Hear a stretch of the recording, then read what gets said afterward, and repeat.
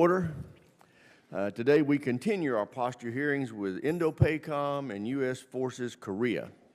I want to thank our witnesses for being here and for their service to our nation and the time it took for them to prepare for this hearing. These are very helpful, and I appreciate your commitment. Last week, China carried out large-scale military exercises off Taiwan's coast. China practiced assaulting maritime and ground targets and cutting Taiwan off from the world. This is not new. In recent years, China has increased the size, scope, and complexity of its drills around Taiwan. As Admiral Paparo has said, these are not exercises. These are rehearsals for a forced reunification. And these rehearsals are backed by real capability. China now has the world's largest navy and a shipbuilding capacity over 200 times greater than our own. It's rapidly expanding its nuclear arsenal and is expected to double its warheads by 2030. And China leads the world in hypersonic missile systems. China's growing defense budget shows it isn't slowing down. Last month, it announced a 7.2% increase in defense spending, the fourth straight year it increased by more than 7%. Its military modernization is also being assisted by Moscow.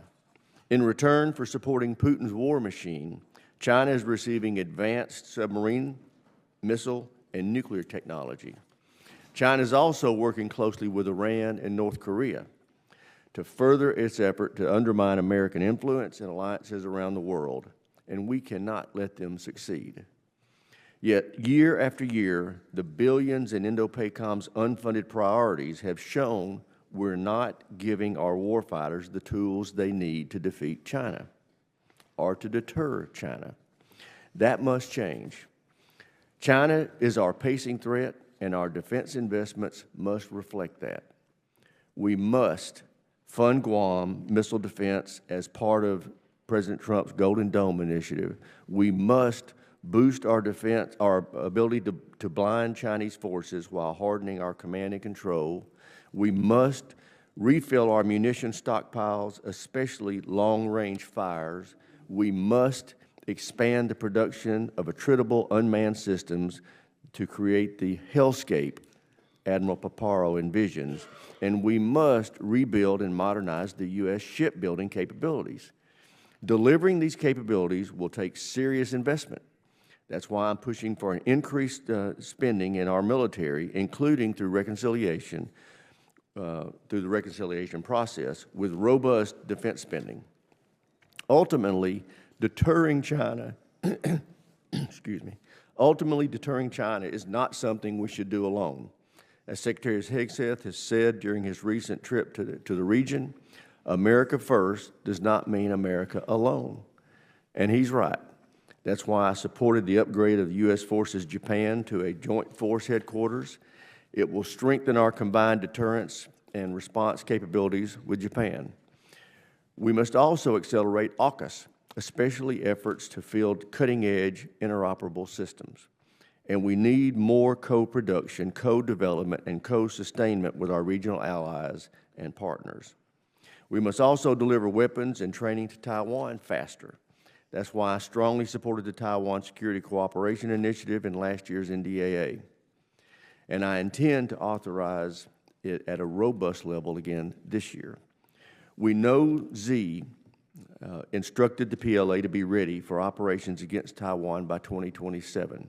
However, I don't believe he has yet decided whether to pursue unification by force. Our job is to make sure Xi knows a cross-strait invasion would be too costly and ultimately futile. While China is our primary strategic adversary, North Korea remains a growing threat. In October 2024, Kim tested a new ICBM that could strike the U.S. homeland while carrying multiple nuclear warheads. I'm concerned these advances will accelerate as Kim strengthens his ties with Vladimir Putin, especially given North Korea supplied Russia with millions of shells and thousands of troops. Putin owes him. I look forward to hearing from our witnesses on how we can establish or reestablish deterrence against these threats posed by China and North Korea, and what they need from us in this committee to do that. With that, I yield to my friend, the ranking member, for any opening statement he may have. Thank you very much, Mr. Chairman. I welcome our witnesses and appreciate their service and their leadership in a very, very complicated part of the world. And I agree with the Chairman that the primary goal for us in that part of the world is to deter conflict. Certainly deterring conflict with China. North Korea presents challenges in that regard as well. And it is problematic because China is in the midst of a massive military buildup, and we see increasing cooperation, as the Chairman outlined, between China, North Korea, Russia, Iran, and all of our adversaries in a way that will really stress our ability to deter that conflict. So it's most important to hear from the witnesses, what do we need from an equipment standpoint in order to be in the best possible position to deter our adversaries? Now, there is one challenge here, and that is that we have a, $36 trillion debt, massive deficit. So the thing I'm always anxious to hear from is what choices are we going to make? Because as we sit before this committee, every single group that comes before us tells us that they need a lot more than what they have. We don't have the money or the resources to meet all of those demands across every sphere of our national security needs. So we need to start making choices and looking for ways to effectively deter in a more cost-effective manner. We can't imagine that we can just throw money at the problem. We have to be really smart about what's going to work. So I'm very curious to hear from our witnesses what lessons they have learned from conflicts elsewhere in the world about what we truly need to be deterrent and where we might be able to do that in a more affordable way. Not less effective, but more affordable. We've got the great example of Ukraine, who doesn't even have a Navy that has been able to blunt the force of the Russian Navy in the Black Sea with basically one-way attack surface-level drones. They've been able to really leverage that to get a good military outcome. We need to be smart about how we do that going forward. So that's going to be a key part of getting us to deterrence. But ultimately, I think we need to be mindful of the fact that one goal here needs to be to figure out how we can peacefully coexist with China. China's not going anywhere. We're not going anywhere. There's no sort of win in the sense that one side is going to ultimately defeat the other. China is a major economic power. They are a major military power, and so are we. So what is the plan to peacefully coexist with China? How do we get there? Admitting that deterrence has to be part of that. We have to be strong to get to that point. But constant conflict with China does not seem like a wise course of action if we ultimately want to deter conflict. And then the last part of this, the Chairman mentioned the importance of partners and allies, and Secretary Hegseth's comment about America first doesn't mean America alone. Right now, yes, it does. All right? I cannot see a single solitary thing that the Trump administration has done to build and strengthen relationships with any partner in the world except maybe Russia. It's about the only place I can see where the president has said things about how he wants to get along with Russia. We have launched a trade war against every single one of our partners in the Asia region. Every last one of them. No matter how much they've worked with us, frankly, even in the case of Australia, where Australia, we have a trade surplus with Australia, but we're going to shoot at them too. How on earth is that not America alone? And our partnerships have been really important, and I want to thank our witnesses and others. In the last 5 or 6 years, we've built very strong relationships with Japan, with South Korea, with the Philippines. We're building stronger relationships with India and Indonesia. Australia has been a tremendous partner, and this has been the greatest thing that has really frustrated China. They are now surrounded by a group of nations who don't want to be bullied by China, so they're looking to us for support, and that has worked very well. And now we are trying to out-bully China. That seems to be the strategy. We're going to show Australia and Japan and all these countries that we can punch them just as hard as China can punch them. I am deeply concerned that that is going to undermine our ability to deter the region towards no particular end. So I really hope, I'll close with 2 things. One, let's push back on this. Let's build partnerships. And then also back to the budget point, I knew I was forgetting something. You can't cut taxes by $6 trillion and claim that you want to spend more money on defense. It just, well, unless you think that the debt and deficits don't matter, and I thought that was an argument for the far left, not for the far right.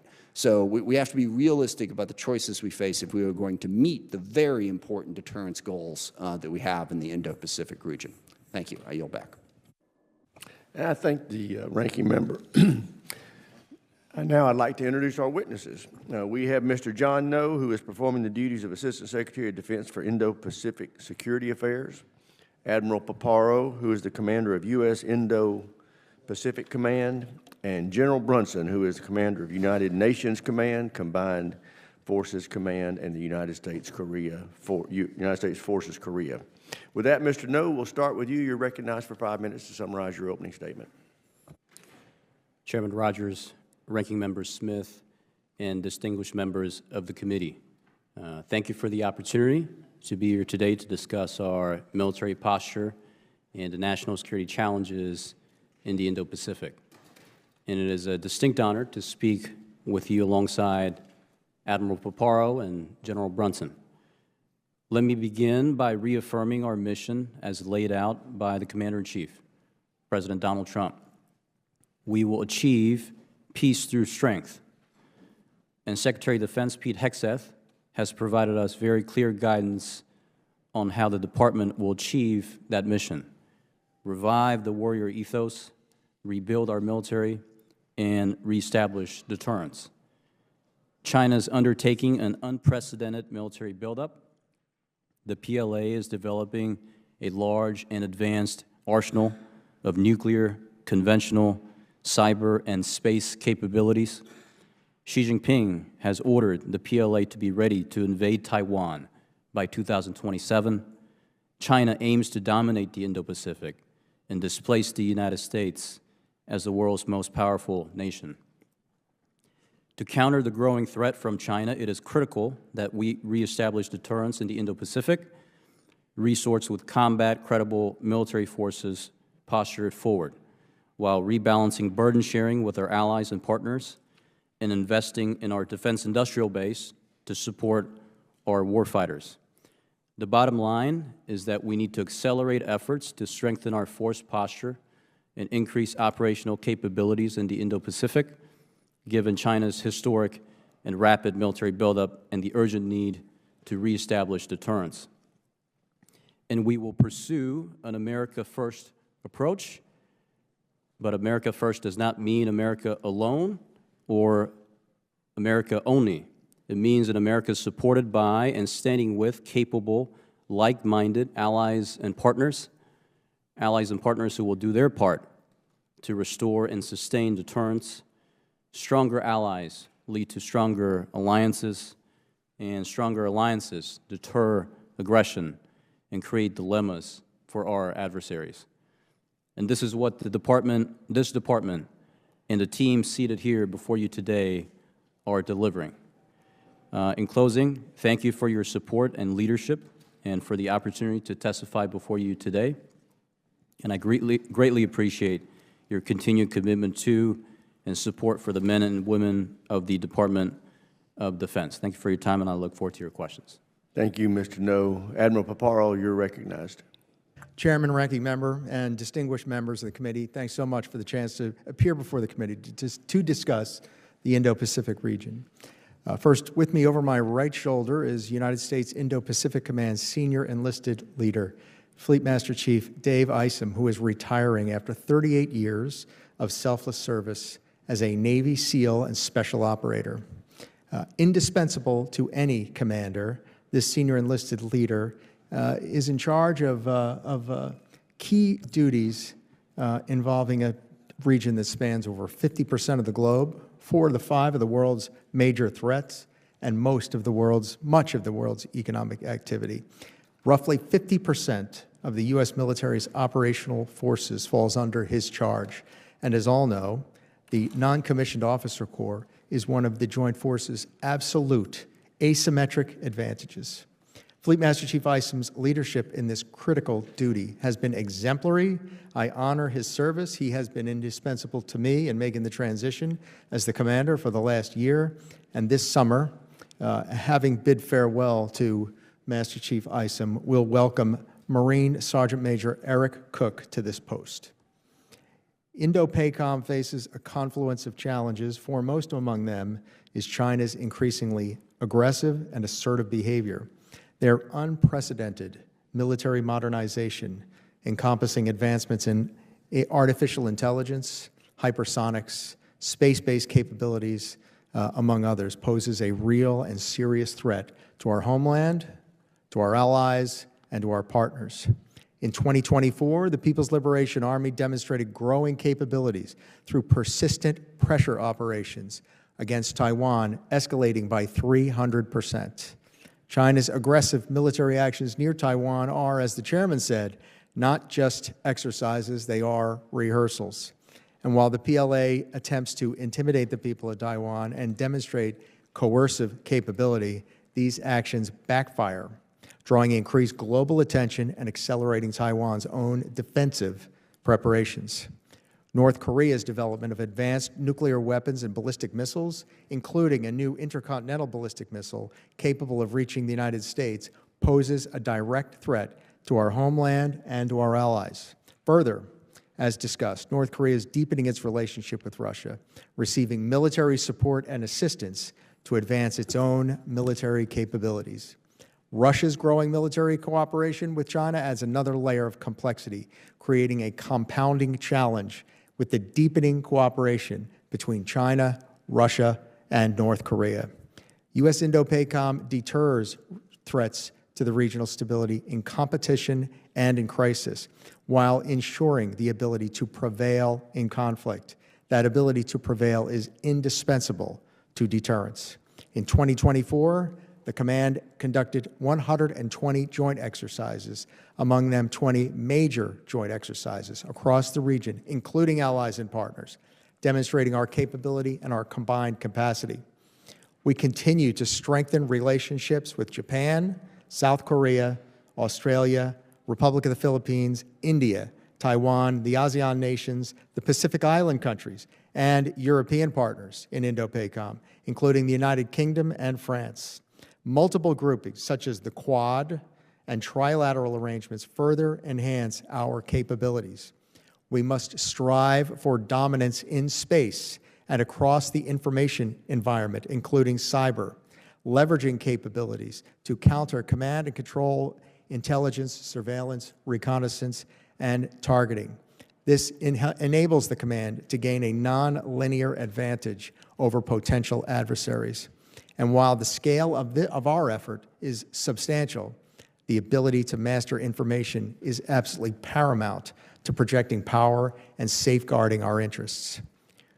To maintain credible deterrence, U.S. Indo-PACOM requires sustained investment in counter C5 ISR and T, in fires, in integrated air and missile defense, in force sustainment, and as discussed, in autonomous and artificial intelligence-driven system, and all under greater ability to maintain domain awareness. As the most consequential opponent, China poses real and serious challenges to our military superiority, but this also presents opportunities for reform and for establishing enduring advantage.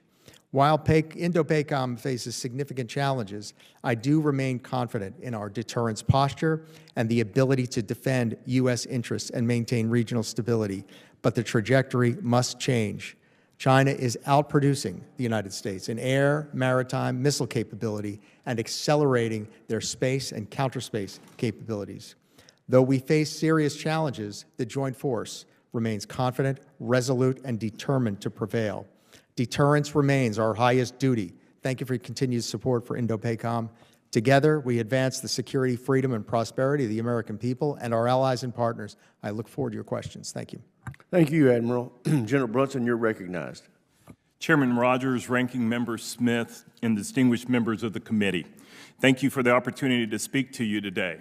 I'm honored to sit alongside Mr. Noh and Admiral Paparo here in the first of my posture hearings, the first of what I hope to be many more in the future.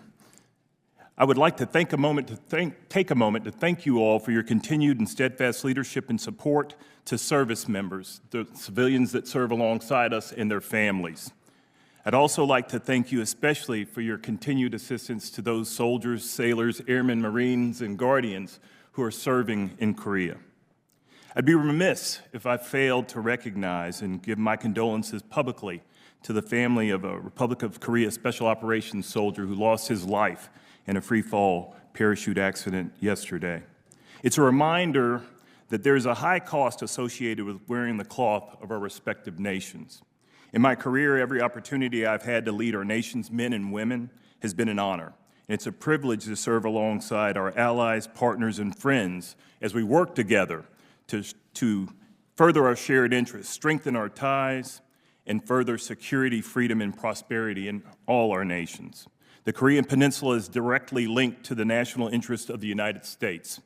What happens in this vital region has a direct impact on American families, businesses, and our nation's future. For over 75 years, we've invested our national treasure in the region. Northeast Asia is a region critical to U.S. national security and a region where recent authoritarian collusion between China, Russia, the Democratic People's Republic of Korea, and Iran has intensified. It's a region of emergent challenges. However, there are also undeniable opportunities. Because our interconnected world grows closer and closer, any military actions that would occur on the Korean Peninsula would have worldwide and potentially global impacts. One of the things that we're looking at presently is an ability to continue to partner alongside others like those in UN Command, those 18 nations that make up that command, to continue to build partnerships which will strengthen not only our capacity in the region, but also be an indicator of our resolve therein. In 2024, DPRK focused on advancing their cruise missile and hypersonic glide vehicle research and development programs, launching some 47 ballistic missiles with one failed satellite launch attempt. Kim Jong-un also had 2 highly publicized visits to his nuclear sites, clearly conveying an intent to advance his nuclear weapons capabilities. Over the past year and a half, DPRK has exported munitions and troop support to Russia, demonstrating an ability to not only provide for another conflict, but to continue advancing their domestic capabilities. In the coming year, we expect DPRK to further develop hypersonic and multiple independently targetable reentry vehicle, MIRV, capabilities to complete his 8th Party Congress goals. At present, he's sitting at 5 of 7 obtained. Kim Jong-un's leadership has shifted from focus on reunification to declaring his own sovereignty. This change is evidenced by the hardening of the southern border, the rejection of reunification discussions, and the destruction of reunification monuments and buildings along the joint security area. DPRK continues to build its nuclear weapons program and boasts a Russian equipment-augmented, modernized military force of over 1.3 million personnel. To contrast that, I would like to mention the ROC U.S.-Japan alliance. Our trilateral efforts, along with those other nations within the United Nations Command, have woven together an integrated regional defense posture. Together, we've achieved new levels of interoperability and theater-wide combined joint all-domain exercises and training. Our presence in Korea demonstrates American strength. It imposes cost and deters military aggression by our adversaries. The ROC U.S. alliance remains the linchpin of security in Northeast Asia. I'm committed to working with you to ensure the continued security, freedom, and prosperity of the Korean Peninsula and a free and open Indo-Pacific. Thank you, and I look forward to your questions. Thank you, General Brunson. I recognize myself first for questions. Admiral Paparo, how does the growing cooperation between China, Russia, and North Korea present challenges in your area of operations? Chairman, each country compensates for the other's weaknesses. In this case, it's quite transactional, and there's a matter of symbiosis among it. So, for example, China has provided 70% of the machine tools and 90% of the semiconductors that support Russia's rebuilding its war machine. North Korea provides, as discussed, thousands of rounds in support and troops. And coming back to China and to North Korea are key capabilities where they would otherwise be behind that would help close the gap: submarine technology, missile technology, and surface-to-air missiles, and so forth. This is a transactional symbiosis that poses a serious challenge. Great. General Brunson, what does the U.S. gain from our presence on the Korean Peninsula, and if in fact your tri-command of U.S., South Korea, and UN forces didn't exist, what would it cost us to reestablish that kind of foothold on the Asian continent? Chairman, as you know, that'll be surely a matter of policy, but from my perspective, what I see is that we've got positional advantage currently. We've had experience. You asked us in your opening to sort of highlight these things in regard to our experiences, and I can say that honestly, having been a Special Operations Joint Task Force commander in Iraq 1 year, I found myself on a FOB that I had been on as a battalion commander 6 years before. And we don't want that same condition. I think what we have to recognize is that the way that we are organized, the way that we posture ourselves in the region, we ought not seek credit for it, but we ought to at least acknowledge the fact that we're in all the places that we need to be. Capacities aside, the capabilities that are resident within the KTO presently are right where they need to be, my military assessment. I think that decisions will be made in the future, but just getting back in there and what we might be able to provide, again, in terms of protection and sustainment, which we're able to do across the globe, I think is critically important. Great. Admiral Paparo, how can the U.S. accelerate the delivery of U.S. weapons to improve Taiwan's self-defense? How will the Taiwan Security Cooperation Initiative authorized by the FY25 NDAA help us deliver these needed capabilities to Taiwan? Chairman, key is to eliminate, remove bureaucratic, in some cases, bureaucratic limitations in order to do so. Liberalizing the supply bases, certifying supply bases, a steady flow of funds in order to fund those capabilities and downstream long lead item matters would greatly enhance our ability to produce at speed. And do you think that would have a deterrent effect on China's perceived opportunities? Sir, I think it gains 3 to 5 to 1 leverage for every capability that we provide in defense. Great, thank you. With that, I yield to the ranking member for his questions. Thank you. Sort of building on that last question, Admiral Paparo and General Brunson, if you had to add, as I mentioned in my opening statement, what capabilities, just focusing for the moment on what the U.S. could do you most need? Do you think would be have the most deterrent effect? I know, obviously, everyone wants more ships, more planes, more everything. But if you could, narrow it down to here are some of the most crucial things that could help you, just again, focusing on U.S. needs to deter. If both of you could give us an answer on that.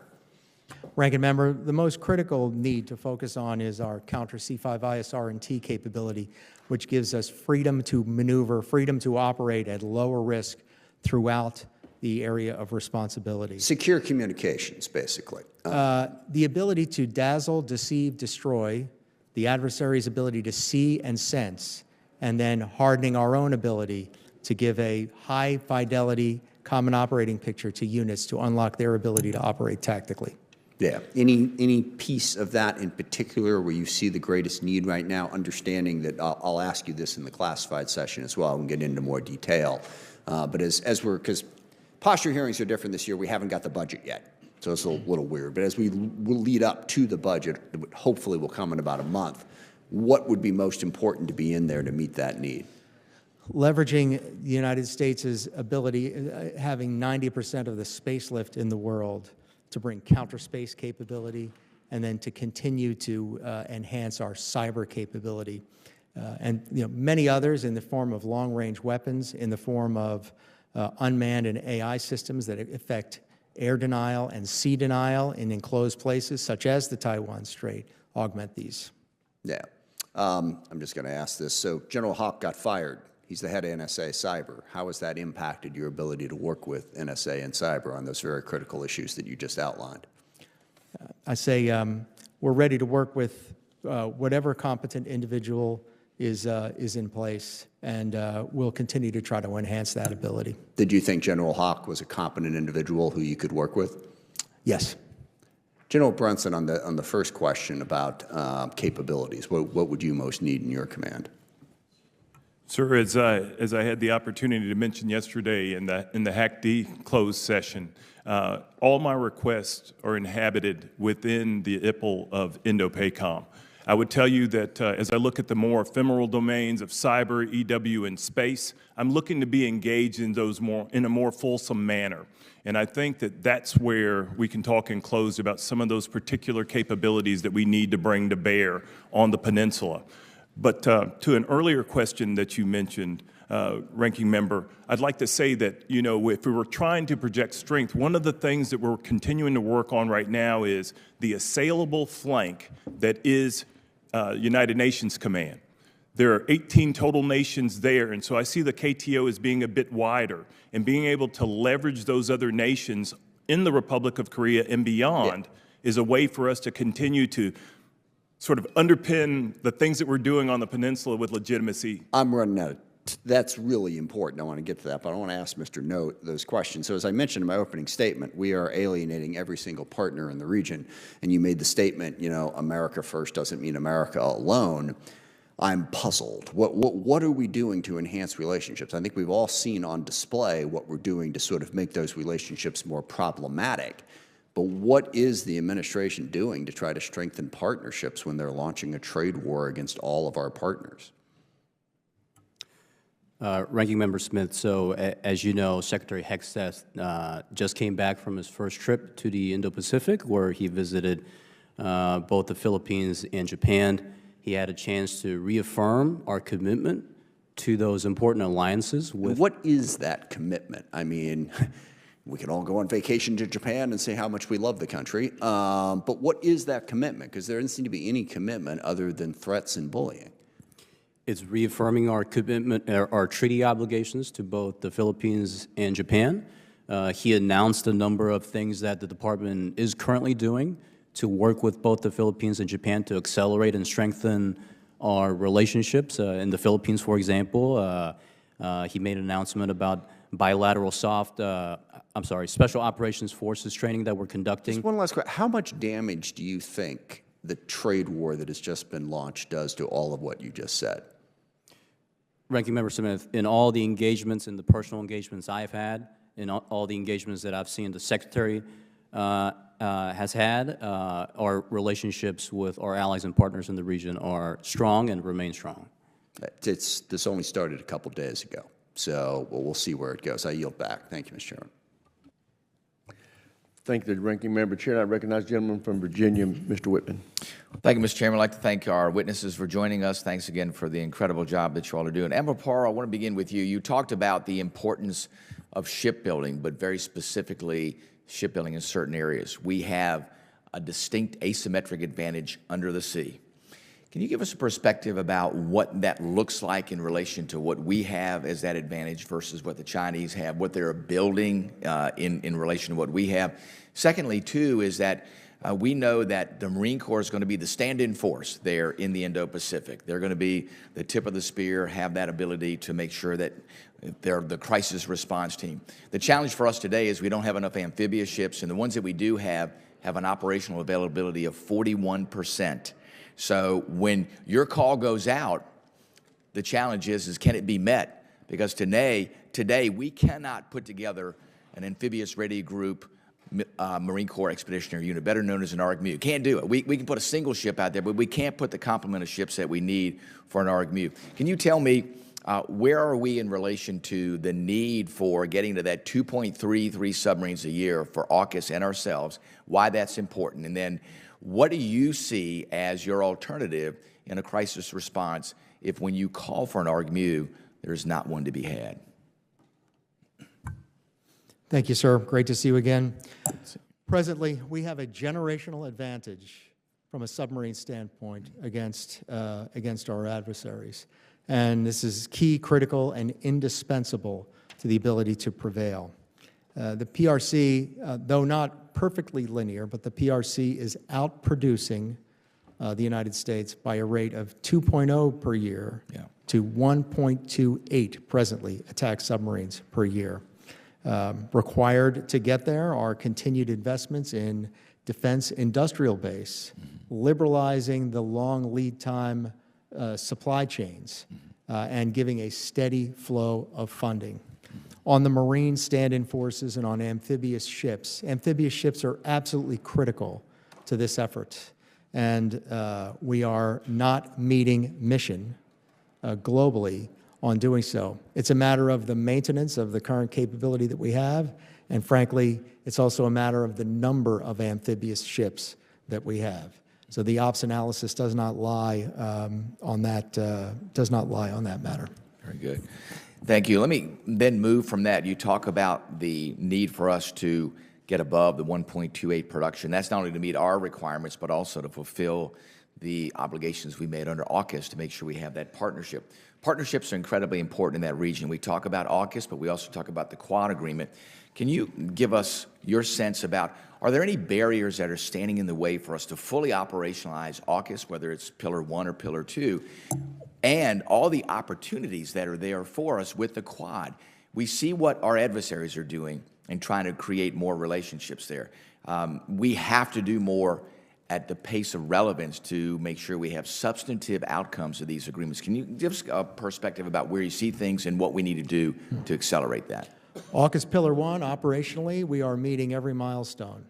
The biggest risk driver to AUKUS Pillar 1 is getting to that production rate by the time that Australia purchases its own Virginia-class submarine. That is the greatest barrier that I see right now, presently.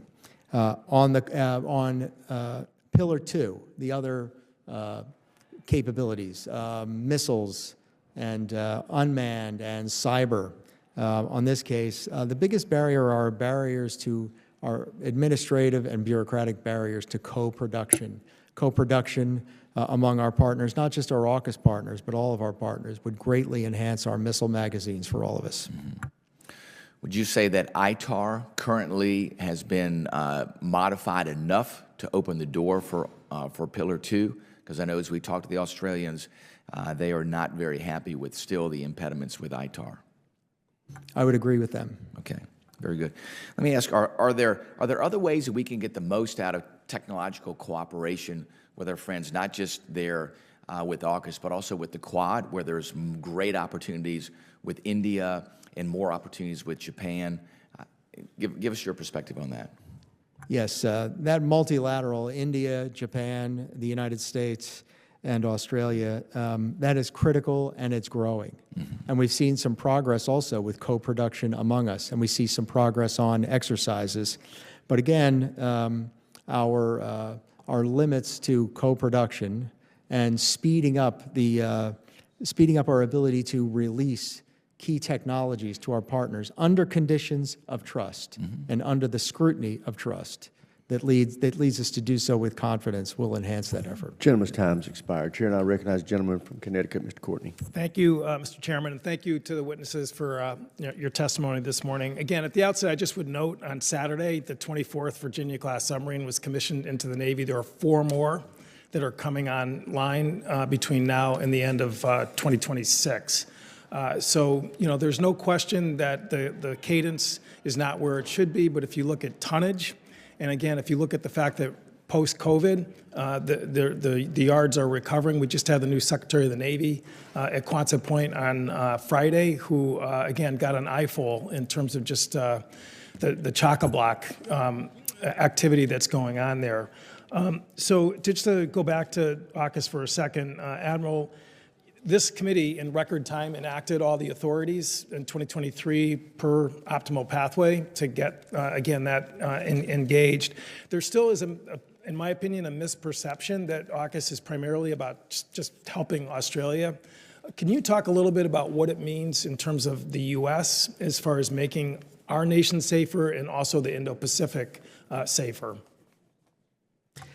Yes, AUKUS delivers something to Indo-PACOM that is critical and could be a key advantage, and that is an Indian Ocean submarine base. This gives us faster response time to the South China Sea than in Hawaii, in Washington, in San Diego. It gives us the key ability to maneuver into the Indian Ocean without the burden of having to go through straits. And so it is key. And then Australia is making key investments in the submarine industrial base. As I utter these words, there are 11 Australians stationed on attack boats in Hawaii and scores that are working in the Pearl Harbor shipyard.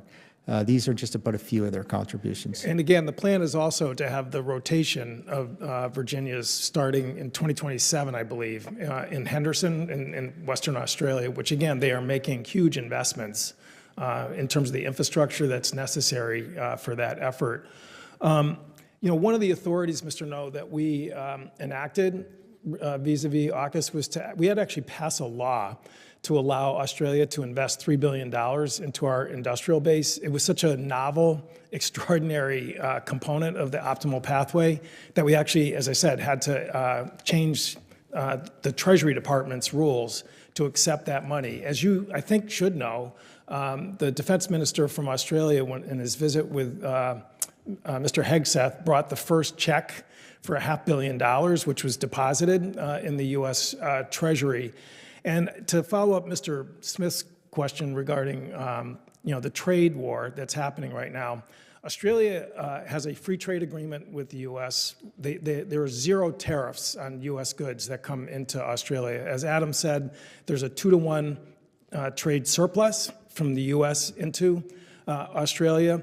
They're putting money into our industrial base, and yet we are tariffing Australia at the same level as the country of Iran. And I will tell you that, maybe you've had sort of conversations where this hasn't come up. That's not the case for some of us who, are in touch with members of parliament in Australia. There is definitely collateral damage to our allies in terms of what's happening out there. And the picture that was in the news the other day of representatives from the South Korean government and Japan shaking hands with China to announce a new anti-tariff effort by those countries. I mean, we are just pushing people in the wrong direction in this part of the world. And we need more from you in terms of just what is the department's position in terms of advising the White House about the fact that this is driving our allies in the wrong direction. Congressman, on the issue of tariffs, I mean, that's an issue that's beyond the purview of my personal position to comment on. It's not something the Department of Defense focuses on, but you mentioned the $500 million contribution that Australia made. I was there when Secretary Hegseth met with Deputy Prime Minister Marles. We were grateful, and we are grateful for the contribution Australia is making. That's part of a larger $3 billion investment into our submarine industrial base. Secretary Hegseth said at that meeting, there's more that needs to be done to increase our... I have just a few seconds left. I mean, this is an all-of-government situation, and you cannot stovepipe the Department of Defense in terms of just what's happening with other parts of the administration. And this trade war, as I said, is driving our allies in the wrong direction, and we need to stop it. I yield back. Gentleman's time has expired. Chair, and I recognize the gentleman from South Carolina, Mr. Wilson.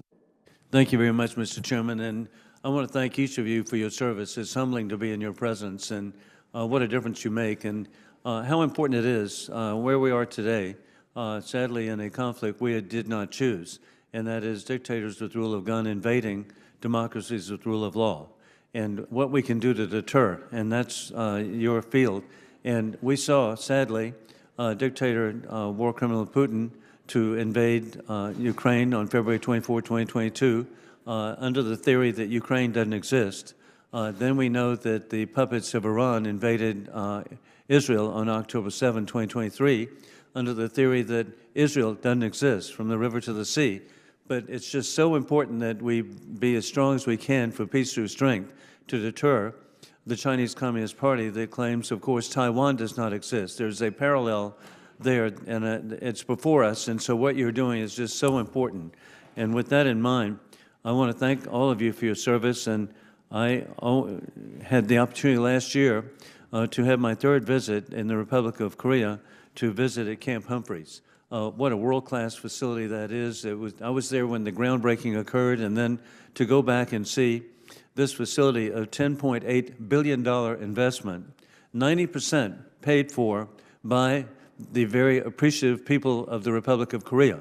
And the American people need to know that nearly almost $10 billion was spent by the people of Korea to appreciate having an American presence there, which is a deterrence to the maniac that's in charge of Pyongyang.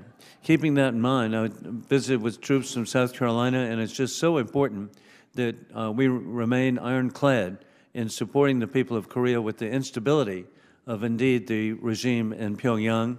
And we have 28,000 troops in Korea, and the message of that is to protect Korea, of course, but Japan, all of our interests in the Pacific, which are so critical. And with that, indeed, General Brunson, I'm very grateful myself that I'm the only member of Congress who's actually been to Pyongyang. I was on a delegation in 2003. And so I saw, again, firsthand, the oppression of the people of North Korea and how sad that is. But Kim Jong-un has laid out a plan to advance missile technology of North Korea, and he's proceeding with this year 8 ballistic missiles that are being developed that possibly could reach the United States. With that in mind, and we also know the increasing relationship between North Korea and war criminal Putin, with North Korea sending troops to kill Ukrainians with the technology that indeed war criminal Putin is providing to North Korea for ultimately the ability to attack the United States. With this in mind and the strengthening ties with war criminal Putin and the Chinese Communist Party, General, what actions can we take to minimize the risk? Congressman, thank you for the question. As a son of a Sergeant Major retired from Manning, South Carolina, I appreciate this question today. The first thing I'd like to say is that the Korean people are incredibly resilient, as noted in the constitutional crisis that was occurring recently, now resolved. Expect a new presidential election on the 3rd of June. They also provide for us, as you mentioned, an environment wherein we can build readiness across the joint force. And I've seen that in the short 90 days that I've been in command, whether it be Marines coming or a carrier strike group coming to the peninsula. And so those things are absolutely sound. And I thank the Korean people for what they provide for us. As Admiral Paparo mentioned, the things are going there. We can see it very well. We can see, we can sense, we can understand, we can track, we can even target things that are going. We do not, however, but we can see that. What's most important, as Admiral Paparo said, is what's coming back. The technological development that they're able to almost cut in half in terms of developing the ballistic missile technology, to develop air vehicles for their missiles, all those things that they're getting back in terms of the ability to jam in the West Sea, which has now made that a contested area. I think that's what we keep our eyes on, and we deter that by continuing to bring those strategic assets to bear in the KTO. And I'm grateful to see a son of Clarendon County do well. And Admiral, just a point, I appreciate Donald Trump naming the Indo-PACOM, and I appreciate every effort made to work with our defense allies of India. What a great ally they can be, and particularly with the development of an industrial base of their own, not to be depending on war criminal Putin for inferior Gentleman's time's equipment. expired. You're not recognized, gentleman from California, Mr. Garamendi. Thank you, Mr. Chairman, and thank you for your opening remarks, as well as Ranking Member Smith, about this set of issues. I'm going to very quickly, Mr. Knoll, your response to my colleague, Courtney, was totally inadequate. It was wrong. You've got to send back to the Secretary that the trade war significantly diminishes our power throughout the world. To do anything other than to send that message back is simply a dereliction of your duties as an acting Assistant Secretary. So be aware. Last night, it appears as though Trump's tariff war seems to be, at least in part, a gambit to open negotiations with individual countries. His message last night to the Republican conference was to open those negotiations with this message: kiss my ass. You might ask the Secretary, just how well will that work in maintaining good relationships that are absolutely essential in the Pacific? Don't expect a response, but I expect you to do your job. Send the message back that these negotiations, this trade war, is a very serious challenge toward the Indo-Pacific region and other parts of the world. Now, from my perspective, this administration's approach to addressing China is reckless and misusing our national instruments of power. So, Admiral Paparo, let's talk about the Pacific Islands. Are they important in your strategies in the Pacific? Congressman, just as in the Second World War, the Pacific Island countries, Guadalcanal, throughout the Indo-Pacific to Bora Bora are important as well. And that's why the People's Republic of China has efforts of elite capture, of the attempted partnership with their security apparatuses. And so on history, on geography, and on interests, they're quite important. Good. Are we missing the opportunities with the trashing of USAID and also not using the Coast Guard to full effect in the Pacific Islands? The USAID aid is under review, and I'll be advocating most strongly for that aid for all of the countries. And the Coast Guard provides a critical role in the South Pacific, and that is counter lawfare, counter illicit trafficking, counter illegal, illicit, and unregulated fishing. And those are key advantages. The Coast Guard is uniquely capable of doing that, and they've done a wonderful job for us. Are they available 365, 24/7? Presently, they're on another task, and we're compensating for that with appropriate naval capabilities and air capabilities. But they are quite critical to that mission. Okay. I'm told it costs about $140 million to have a Coast Guard cutter available, operating in the Pacific Islands. Is that an investment that you're willing to make from the Pacific Defense Initiative? Yes, sir. Thank you. I appreciate the direct response. $140 million. There's also issues of basing relationships with various ports in the Pacific. Will you be using the Defense Initiative to enhance those facilities that are necessary for the Navy as well as for the Coast Guard? Yes, sir. Those bases, places, the airfields, the ports, the piers are absolutely critical. They're key to our principles of expanded maneuver that enables us to put geography to work, to deter, and if necessary, to win. Good. I don't think I'll go back to the fact that we are imposing tariffs on islands that do not have any exports to the United States, but that's another silly, sloppy piece of work that the administration is doing with regard to the tariff issue. I want to spend a few moments on logistics. The support of the Navy, some of this came up with the military ships, the amphibs. Could you talk to us about the necessity of TRANSCOM and non-kinetic ships providing support in the Pacific? The combat logistics. I think we're going to take that in writing. My time has expired. Thank you, sir. Thank you very much. Thank the gentleman. Chair now recognizes the gentleman from Tennessee, Dr. Desjardins. Thank you, Chairman. Admiral Paparo, good to see you. You noted that PLA activity around Taiwan jumped 300% last year, including what you described as dress rehearsals for potential invasion. What indicators are you watching most closely to assess whether those rehearsals are moving towards actual preparations for imminent conflict? We watch the transloading of equipment, of personnel, of ordnance. We look deeper into some of the non-military instruments of national power for the People's Republic of China in order to gain back strategic and operational warning to give us early leverage to position a force to respond to conflict. Okay.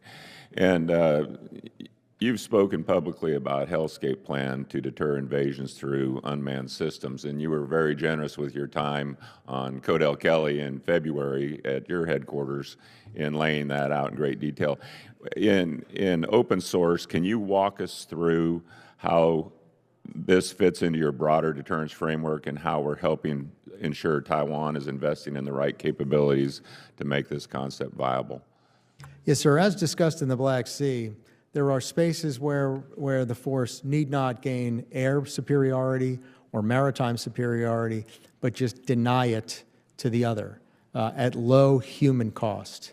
And this is the essence of Hellscape: undersea, unmanned undersea vehicles, unmanned surface vehicles, unmanned air systems, and loitering munitions.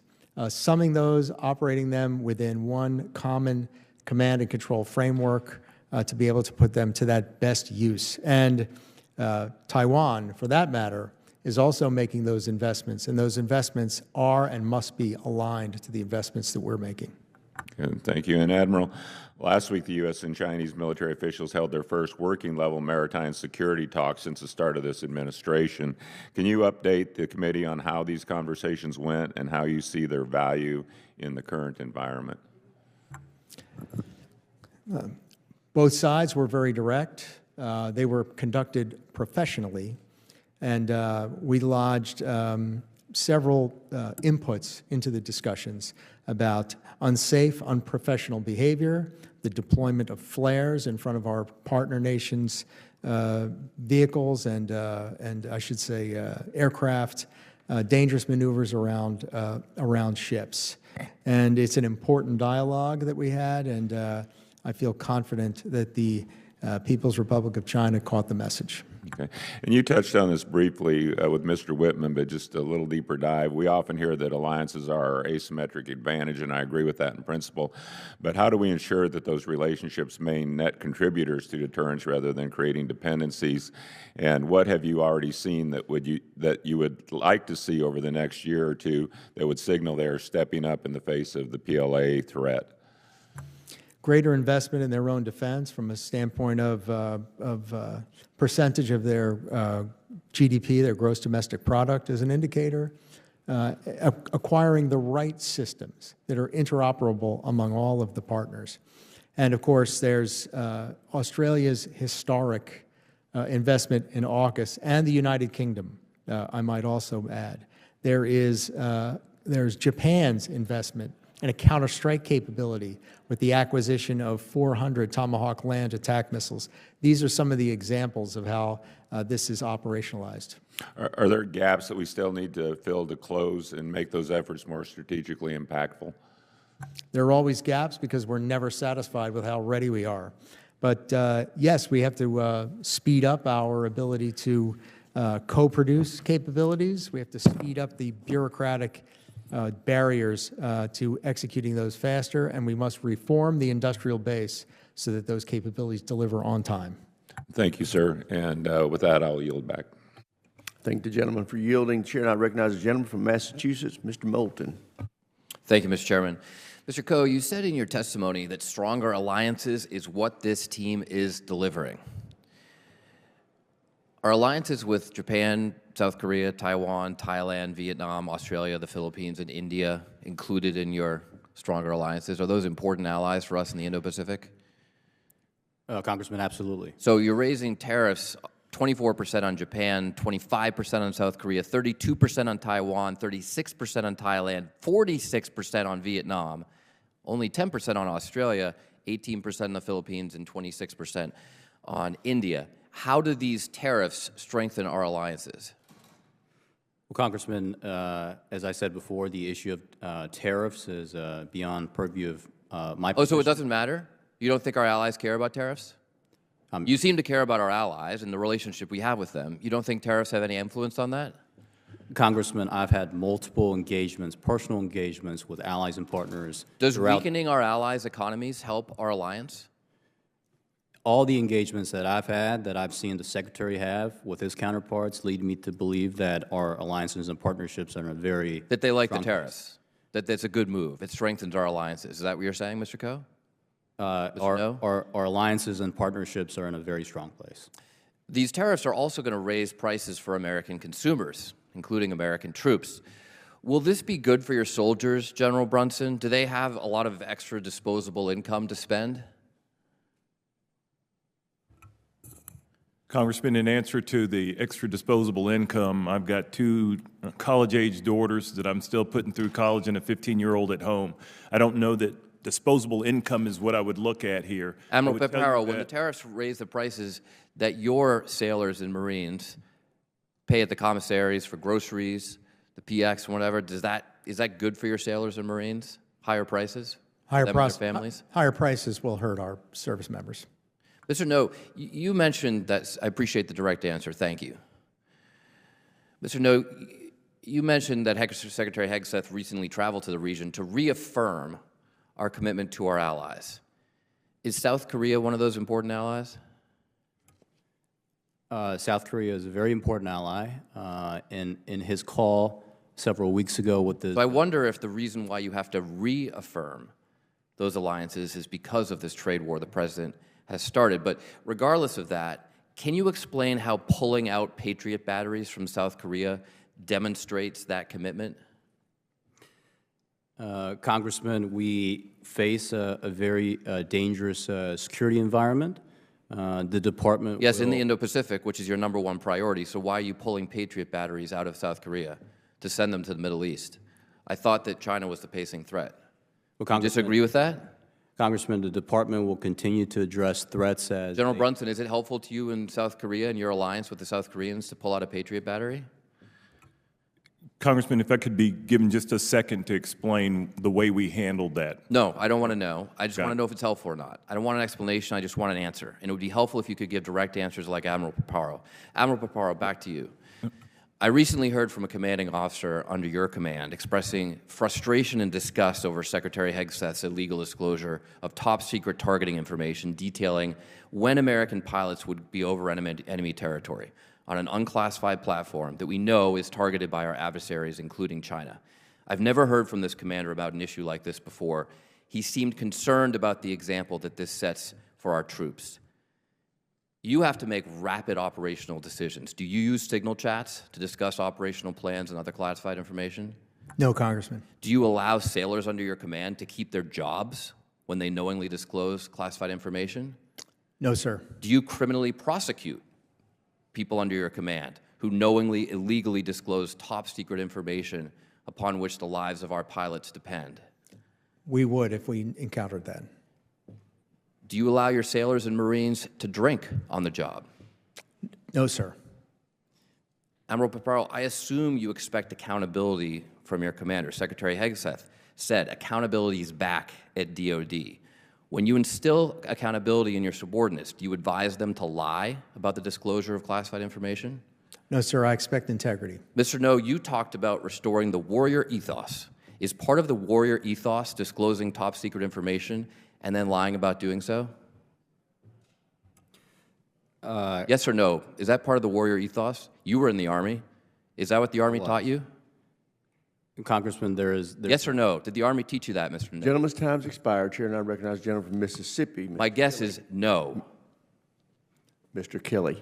It's unfortunate that this committee, which has always been bipartisan, this is a Ways and Means tariffs and those things, but I'm going to address some. Is being a weak and feckless leader, does that make you more respected by your allies and partners? And I don't expect an answer, but I can tell you we lived through 4 years of a weak and feckless and non-existent leader. And I'm trying to remember whether or not Russia invaded Ukraine under President Trump or whether he invaded under a weak and feckless Biden. I'm trying to remember over the last 4 years whether China has become more aggressive or less aggressive, and I know for a fact that they've become more aggressive because weakness invites bullies to attack. I'll talk about tariffs just a little bit. Is appeasement giving everyone everything that they want at your expense? That is not a partnership. That is not a partnership. I'm reminded in 2017 when President Trump said NATO needs to pay their 2% fair share. And I remember the same kind of reactions across the aisle. Oh my God, how dare we ask our allies? They're going to hate us. They're going to get away. But if you look back now, they have increased their ability to defend themselves and to help us defend them in NATO. I will tell you that tariffs being taken advantage of is not how we become strong leaders in the community. Giving your kids everything they want is not good parenting. It is not about likability, it is about respect. And so with that said, Admiral Paparo, in the Indo-PACOM is arguably the most consequential theater of this century, specifically as it pertains to fuel, both in the air and on the sea. Are there gaps, or are there things that we can do as far as air and sea in fuel delivery? Yes, sir. There are gaps in defense fueling support points. Those are those locations where aircraft and or ships would load fuel and distribute fuel. There are shortfalls in our tanker fleet in keeping enough fuel in the case of a contingency, and there are gaps in the combat logistics force in order to sustain the force. And I'd like to work with the committee to identify those gaps. And Admiral Paparo, we've talked about USAID, but another strength that we have is our state partnership program, where our National Guards partner with allies and partners. In Indo-Pacific, are there any of those that are valuable, or are there places where we need new ones? Every one is highly valuable, sir, and indispensable to our capability. They build long-lasting relationships and the continuity of the training that we execute. I will tell you, there are no gaps partner to partner because of the just because of the good faith of the state partners and the good faith of the National Guard Bureau that assigns those. But there's always room for improvement everywhere, because we can never be satisfied with good enough. We must also always strive for excellence. And I want to address just a little bit, because I also sit on the House Select Committee on Intelligence, and the signal chat, while ill-advised, and I'll be the first to say that, there's no indication that any classified real-time information about strikes that are not specific in the location, that would not be top-secret information, would it? If it doesn't disclose location, time, systems, that would not be top-secret unless it disclosed beforehand sources or methods or direct, specific things that could be used. Is that correct to Admiral Paparo and General Brunson? Agreed, sir. Yes, sir. And Mr. Noh, you've had a lot of hard questions, and I hate to put y'all, listen, y'all are the Secretary, y'all work for the Department of Defense, not the Department of Commerce or for the Ways and Means Committee and tariffs. But I want to ask you, relationships, Mr. Noh, when we're looking for strength of partnerships and alliances, are we looking at someone who just takes everything we give them and gets mad when we want something back? Or are we looking for mutually beneficial relationships with nations where we both can be more successful? Absolutely mutually beneficial relationships, Congressman. And do you agree, under the Trump administration, the last time and this time also, that he is striving to build relationships that are duly help both sides, not just one side of the equation, their side? Absolutely, Congressman. Okay, with that, I yield back, Mr. Chairman. Thank the gentleman. Chair now recognizes the gentlelady from Pennsylvania, Ms. Houlihan. Thank you very much for the conversation. Admiral Paparo, I read that you went to Villanova University, which is just down the road from my district. And I want to, actually don't even need to probably draw your attention to the recent earthquake in Myanmar. As some of the conversation earlier in our hearing talked about USAID, and the earthquake in Myanmar has claimed at least 2,000 lives that we know of, and the U.S. was very noticeably absent in terms of our response from USAID. No USAID presence, no visible coordination or relief efforts, even as China and Russia, in fact, stepped in to rescue people, children, and elderly from collapsing buildings. Given that recent earthquake in Myanmar and the most likely fact that there will be other sorts of natural disasters such as these and some that are not natural, what should the DOD be doing? How does this impact our strategic posture in the Indo-Pacific region? Should the DOD have a posture in place in the absence of USAID to help provide resources in disasters such as these? Congresswoman, thank you, and thank you for the recognition of our home state. Yes, we are postured in places in certain locations with crisis response forces, and in partnership with USAID, there are key and critical stores that enable us to respond to these natural disasters. And the outcome of this is is an enhanced ability to gain access, basing, and overflight in combat. So I happen to have been flying through Hawaii on our way to Australia when the Maui fires happened, and the response was pretty forceful from our military because we were still waiting for FEMA to respond. This has to not be the most efficient way for our government to respond to natural disasters that happen for our own people and also for those around the world. There has to be a better way of doing that than to distract and deploy our military in those sorts of situations. Do you feel as though that might be the case? As we do defense support to civil authorities stateside, and as we do humanitarian assistance, disaster relief, the military is frequently a key and critical partner to our other government agencies to deliver this at first.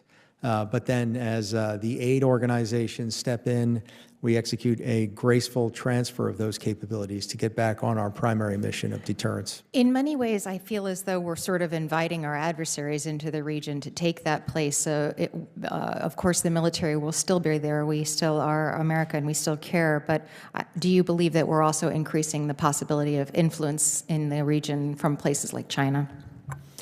The People's Republic of China sees these opportunities, and they seize them. My final, or my second to last question is for General Brunson. I'm going to quote an article from April 3rd from military.com titled, "Army Planners Are Weighing Force Reductions of Up to 90,000 Active Duty Soldiers." Are you aware of this article? No, ma'am, I'm not. I would love to introduce that, and if that's okay for the record. Without objection, so ordered. It says that the military Army planners are weighing reductions as a result of Secretary Hegseth's requirement to find 8% cuts. To your knowledge, the picture is actually of a live fire exercise in Indonesia, so it's specific to the conversation that we're having today. You're not aware of any conversations of any reduction in force of 90,000 Army soldiers? No, ma'am, I'm not. I would love it if I might be able to follow up with you all and understand if there's any truth to this article, because it is sort of alarming to me. With what remains of my time, Mr. Noh, I want to talk to you as well. Many of my colleagues have spoken to you about trade tariffs, and yesterday we had a very similar conversation with your colleague who had a similar position in Europe. And I really was frustrated with her answers, and I'm also frustrated with yours that there is not a whole of government understanding of the implications of tariff being levied on our allies in the region and other nations in the region too. Is it really your position that this is not something that's yours to opine on or to talk about? Congresswoman, yes, tariffs is simply beyond purview of my position to. But my understanding is that at the end of March, South Korea, China, and Japan held an economic dialogue that they agreed that they would work together now as a result of what the United States is levying upon them. Are you aware of that? Gentlelady's time's expired. Chair now recognizes the gentleman Thank from you. Nebraska, Mr. Bacon. Thank you, Mr. Chairman. I appreciate all three of you being here. And we got our hands full at the United States. We got China's the pacing threat, the long-term threat. They want to be the regional hegemon now, and they want to be the world superpower in the decades to come. But I will also submit that Russia is the near-term threat by its behavior, with Ukraine severing cables, shooting down airliners, and then we also have Iran, the world's largest exporter of terror. And we have to deal with all three of these, which means we have to have the capabilities, but we also have to have close allies. I appreciate the job our two four-star generals are doing in the Pacific. I'm grateful to you. My first question is to Admiral Paparo. I was a 30-year electronic warfare guy in the Air Force. I think we were dominant in the 1990s, but we let it atrophy. Could you talk about the importance of EW in your theater, but also the Air Force has funded 10 EA-37s, Compass Call aircraft, which I used to fly the earlier version. I don't think that's adequate for your needs. So if you could talk about the importance of electronic warfare and the EA-37. Thank you, Congressman. Yes, as discussed, our highest priority is counter command control communications and intelligence, surveillance, response, and targeting. And electronic means whether that's through internet protocol, that's through radio communications, is the absolute linchpin. And to be able to target that non-kinetically is absolutely critical. And I couldn't agree more with our need to strive even harder to gain and to maintain dominance in those critical spectra. Is 10 EA-37s adequate? I'll have to get back to you on that, but you're talking to somebody that's never satisfied with where we are. Well, I have had some access to studies that I think PACOM needs 21, so I'd like to make sure we can fund more Compass Call aircraft so you have those capabilities. I was going to talk to you about attack submarines, but you've already done that, so let me pivot to the Ohio-class SSGNs. So they're aging out, they're going to be deactivated. That's 600 Tomahawks. And when I visited with you in February, you were also pointing out some of the cruisers that were going to be deactivated. So can you talk about the gap that we're starting to build here and the impacts of losing these submarines and cruisers? Yes, sir. Having quantity of vessels that can impose costs. I'm probably quoting the wrong guy, but quantity has a quality all its own. And so to the extent that our capability decreases, that's bad for us. General Brunson, a question for you. Can you talk a little about why is North Korea sending thousands of troops to Russia, and how do you think they're benefiting from this? Yes, Congressman. So one of the reasons is it helps them to circumvent the normal course of business and sanctions that exist on them presently. It allows them to get around some of that because there is materiel that's coming back to the Democratic People's Republic of Korea. They're also able to get a technological boost, if you will, on things that they are seeking to develop. It's cutting their development time in half. They're also receiving some materiel that we can talk about in the closed session that is causing us some problems in the operating environment currently. I'll come back to the attack submarines since it was already touched on. We've been producing about one a year right now. What's your take on that, Admiral Paparo? It's inadequate, and we've got to work harder in order to do that. And it's a combination of a steady stream of funding. It's a combination of liberalizing the defense industrial base, reforming the industrial base, and so we have to work harder. We have to get to 2.3, 2.4, 2.5 per year, and we can't rest until we do so. Thank you very much. I appreciate all three of you. And I would just close by saying, we're leader of the free world, and we can only produce one attack submarine. We got to do better. I yield. I thank the gentleman for yielding. Chair, and I recognize the gentleman from New York, Mr. Ryan. Thank you, Mr. Chairman. Thank you all for being here. Appreciate you making a long trip, especially for two of the three of you. Admiral Paparo, thank you for hosting myself and others out in February, along with my colleague, Mr. Bacon. I think it's important to say in front of the American people and the whole committee, I left with an incredibly optimistic and frankly very proud view of your leadership, all the subordinate component commands, all aligned, clear-eyed about the threat, clear-eyed about the urgency of the moment, and I commend you on that. And I also commend you on, always coming to us and letting us know in a productive way what we can be doing to enable and continue to up that. I want to share something specifically that you said at the Honolulu Defense Forum when I was out there that I think is really aligned with the chairman's leadership and the ranking member's leadership and where we want to focus on acquisition reform. You talked about procurement that moves at the speed of combat, not the speed of committee or Congress. Or we could use other C words. I just want to foot stomp that and thank you for saying that so directly. And again, I really appreciate the chair and the ranking member's leadership in pushing us as a whole committee to drive on that. And I know that you will continue to let us know specific reforms and needs as that goes through. I want to shift now to a separate but related topic. And again, I know we're talking about this a lot, but share Mr. Noh, my colleague's concern and disappointment that we're not getting candid answers. Frankly, even as a very junior military officer, I understood that all the elements of national power, diplomatic, information, military, and economic, have to be synchronized effectively. So I do think the committee and the American people are owed an answer on this. So I want to talk about the impacts to our allies that other colleagues have highlighted. The hypocrisy of asking allies and partners in Indo-PACOM to up their defense spending, up their burden sharing, and then hitting them with nonsensical, uninformed, and I think now clearly shown to be not even technically correct tariffs is I think, a massive own goal, as we would say with my 5- and 3-year-olds that I'm teaching soccer. Your testimony specifically calls out empowering our allies and commanders in your opening remarks as one of the keys to reestablishing deterrence in Indo-PACOM and achieving peace through strength. Yes or no, please?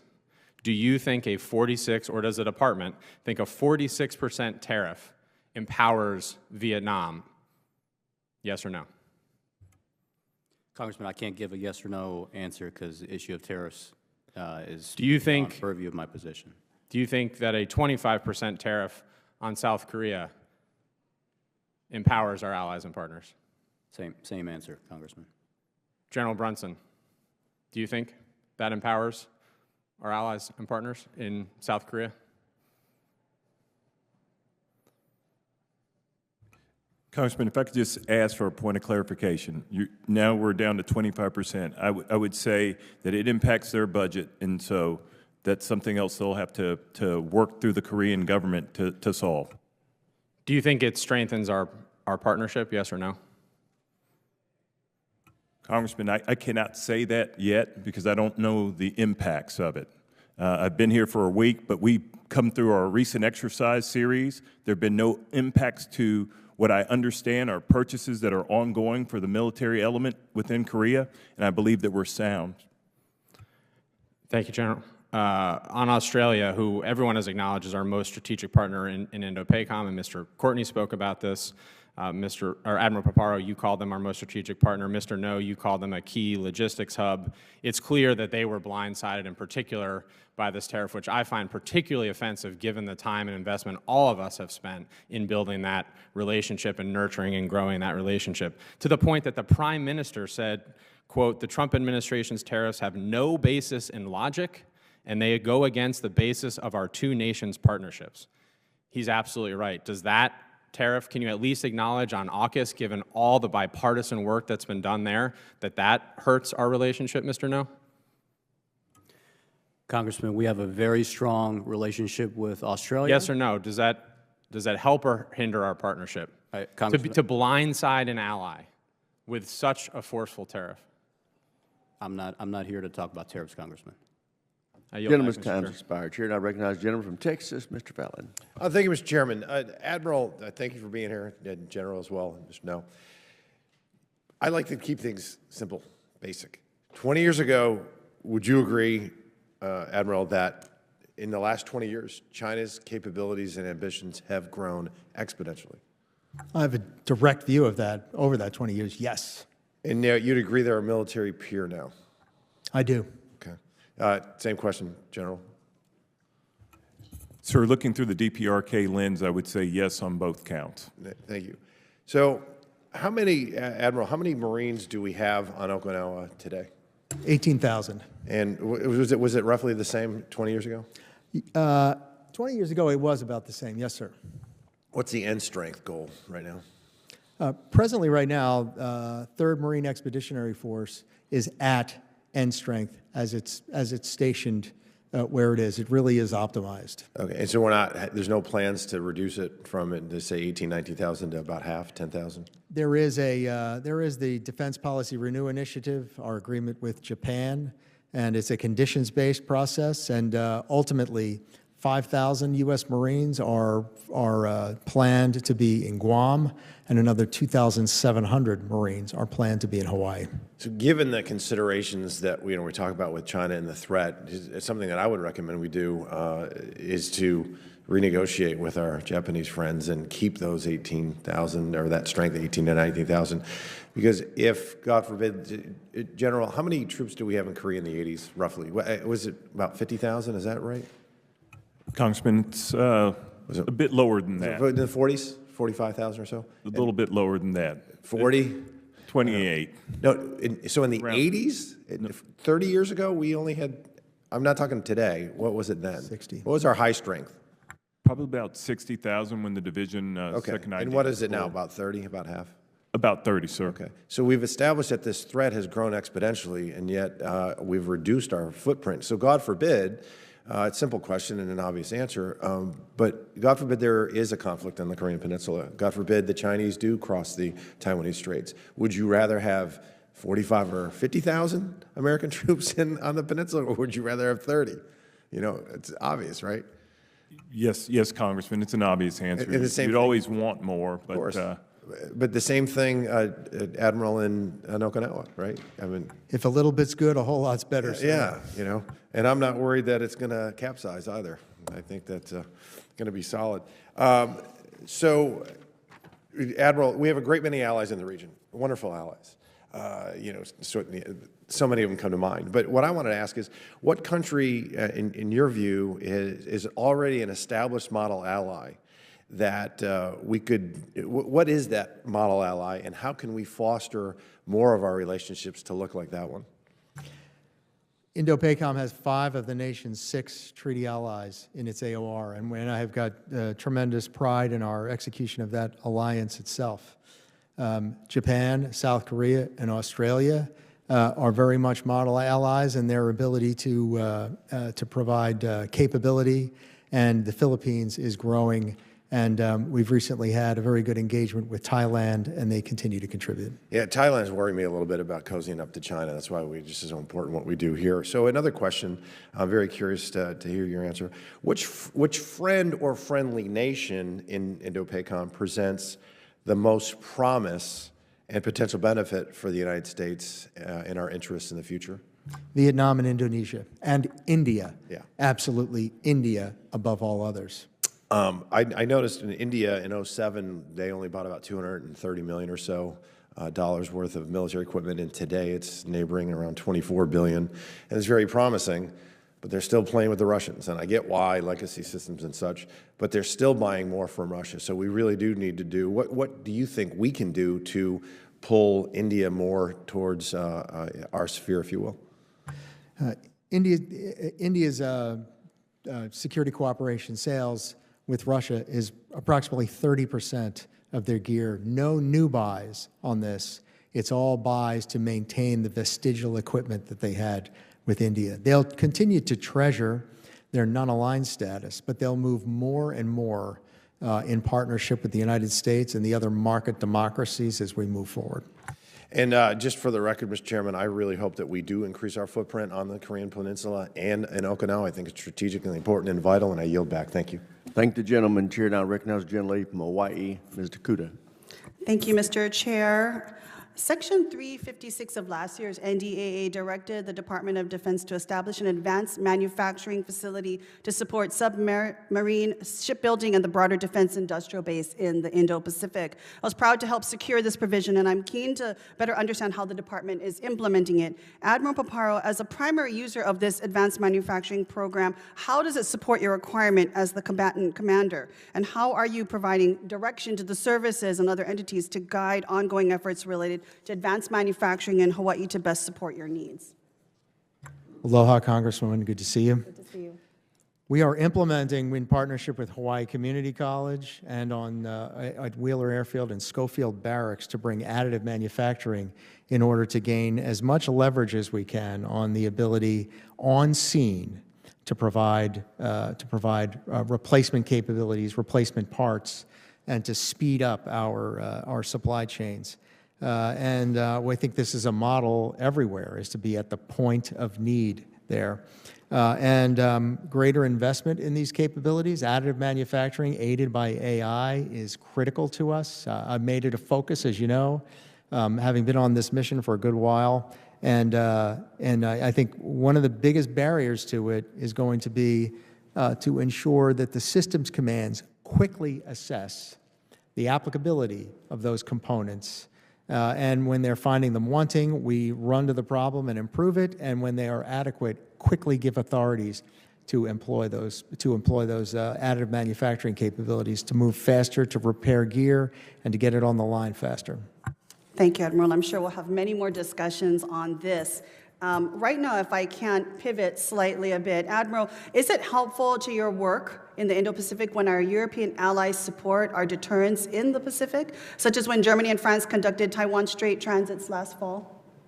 It is, and I commend our European partners for having been especially robust in 2024.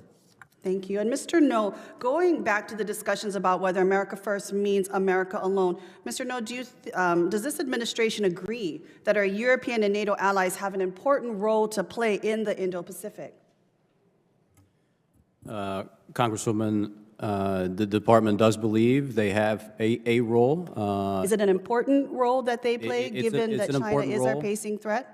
It's an important role. However, the Secretary has asked our European partners to first and foremost prioritize European continental security, to do more for their own backyard, first and foremost. But we will So you see it in a bit of a siloed effect in terms of stick to your region. Admiral Paparo, do you think China is watching our commitment in Ukraine? Do you believe China is engaging in the European theater, not sticking to their own region? I believe just recently Ukraine captured 2 men of Chinese origin fighting for Russia. They did, and any success offensively in Europe will embolden the PRC in their own offensive ambitions. Clearly, we can't disentangle the theaters like perhaps some in the administration might think we can, and I would hope that the administration's comments and actions going forward would reflect the global impacts that what happens in Ukraine does matter in terms of our ability to safeguard the Indo-Pacific and provide stability there. I just want to, with the time I have remaining, go to another question. Transactional relationships don't work in defense. They don't. Whether you're talking about tariffs, as has been talked about today, or demanding increased burden for defense costs, it undermines trust, it undermines commitment, and our ability to withstand adversity going forward. The President has talked about providing our allies even with toned-down versions of aircrafts because they may not always be our allies. Now, this does not, to me, project confidence to people that we want to fight side by side us in the case of aggression. Admiral Paparo, does this kind of transactional relationship that is being projected and these statements being made about providing our allies with substandard aircraft or equipment, does this help or hurt us in the Indo-Pacific? Congresswoman, there are operational security requirements for those based on the ability of our partners to secure that information. We do our very best to get But do you feel, in the time of remaining, that transactional relationships are a good foundation for defense partners in any region, especially the Indo-Pacific? You know my commitment to authentic relationships with our allies and partners. Thank you very much. Mr. Chair, I yield back.